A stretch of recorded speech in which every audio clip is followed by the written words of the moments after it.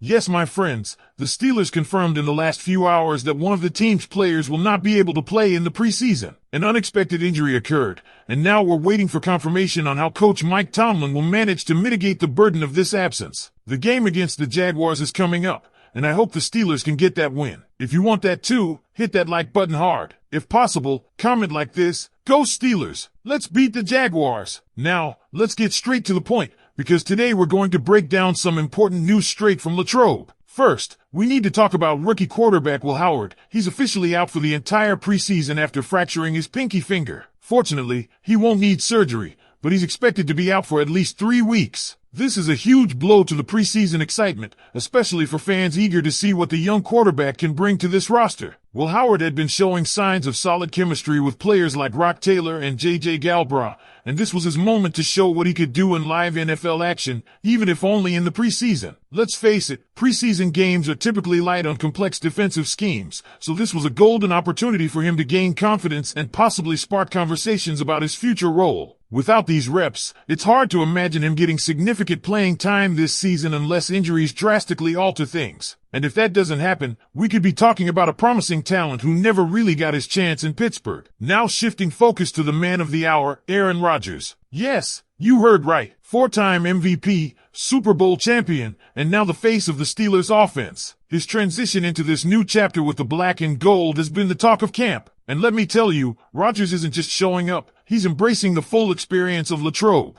According to his own words, he's been bonding with the younger players over video games, late-night conversations, and even card games. That's not just leadership, that's culture building. That's what Pittsburgh football is all about. Rodgers has made it clear. The offense is clicking more and more with each passing day. After the defense dominated early padded practices, as is often the case, the tide is turning. Rodgers sees the improvements, especially in the last week and a half, and he's vocal about it. What's even more intriguing is his take on the upcoming joint practices with the Tampa Bay Buccaneers. According to Rodgers, these sessions could be even more important than the actual preseason games. Why? Because teams bring out the exotic blitzes, the disguised coverages, the real chess matches during these joint practices. It's football in its purest, most intense form. And speaking of chemistry, let's talk about Roman Wilson. The second-year wide receiver out of Michigan is starting to turn heads, and Rodgers is playing a big role in that development. In fact, Rodgers said Roman just needs to get out of his own head and play free because the talent is undeniable. That's coming from one of the greatest quarterbacks of our generation. And it's showing on the field. Roman Wilson has been arguably the most targeted player by the first-team offense over the last 2 practices. He's getting open, he's making difficult catches, and he's silencing critics who question whether the Steelers needed to add another wideout. Rodgers isn't just praising Roman, he's elevating him, and the Steelers need that. With Calvin Austin III currently sidelined, he's missed 4 practices in a row. Wilson has a real opportunity to cement himself as a core piece of this offense. And let's not overlook Scotty Miller either. With Austin out, Miller has stepped into that role and he's looked impressive. Both he and Calvin are speedy,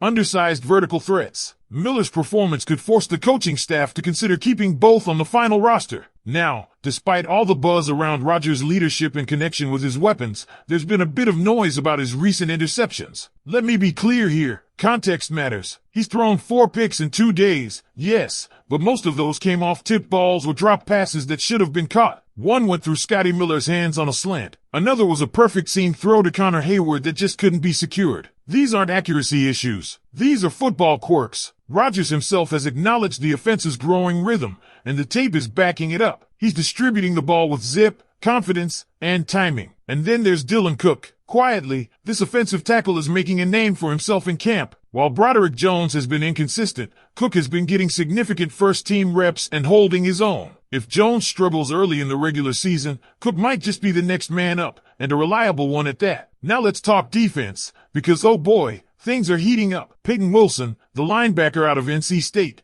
made a statement in one-on-ones. He got beat initially by Roman Wilson, a speed demon in his own right, but managed to recover and break up the pass. That kind of athleticism and coverage instinct from a linebacker? That's rare. This kid has added weight, maintained his speed, and is playing with the kind of fire that suggests a breakout season could be coming. We might be talking about him as the top linebacker on this squad by year's end. Maybe even more. Jack Sawyer is another young defensive player flashing serious potential. A fourth-round pick that had some fans scratching their heads on draft day is now proving his worth. He's shown strength in the run game and has started making waves as a pass rusher. Word is, he's been soaking up knowledge from TJ Watt and applying it on the field. That's exactly the kind of development you want to see. And Y.A. Black, don't sleep on him. While he might not be the guy getting sacks left and right, he's a disruptive force on the line in his own way. Batting passes, stuffing the run, he's making the kind of plays that help you win games, even if they don't always show up on the highlight reel. Finally, let's give some love to Juan Thornhill. When the Steelers traded Minkah Fitzpatrick and handed Thornhill the keys to the secondary, the reaction was skeptical, to say the least. But Thornhill is proving the doubters wrong. He's healthy now, flying around,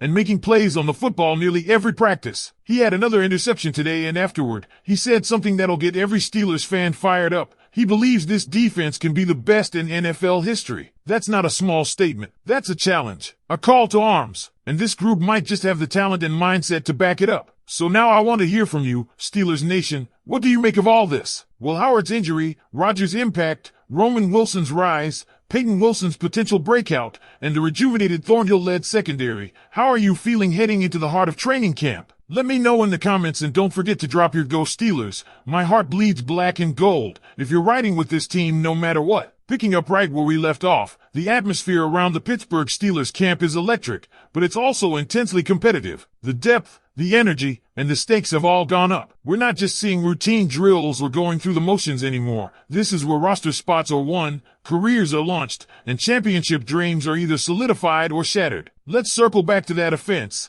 because one storyline that continues to build is the chemistry between Aaron Rodgers and his receiving core. Roman Wilson might be the headline, but don't sleep on the rising presence of Pat Freiermuth. Rodgers has been connecting with him more consistently, and what we're seeing develop here is a reliable middle-of-the-field option that could be critical in third-down situations or red zone packages. You can feel the trust starting to grow, and when Rodgers starts leaning on a tight end like that, it usually means big things are coming. Now, while Roman Wilson continues to silence doubters with every crisp route and tough catch, he's doing more than just catching footballs. He's proving his versatility. Whether lining up outside or in the slot, whether asked to run, block, or take the top off a defense, this young man is becoming a true Swiss Army knife for the offense. And here's the kicker. His confidence is finally catching up to his skill set. Rodgers said it himself. Wilson just needs to stop overthinking and let his natural instincts take over. And over these last two practices, it looks like that's exactly what he's doing. So buckle up, Steelers Nation. This next week could determine who rises and who falls, who locks down starting jobs, and who finds themselves on the bubble. The roster battles are intensifying,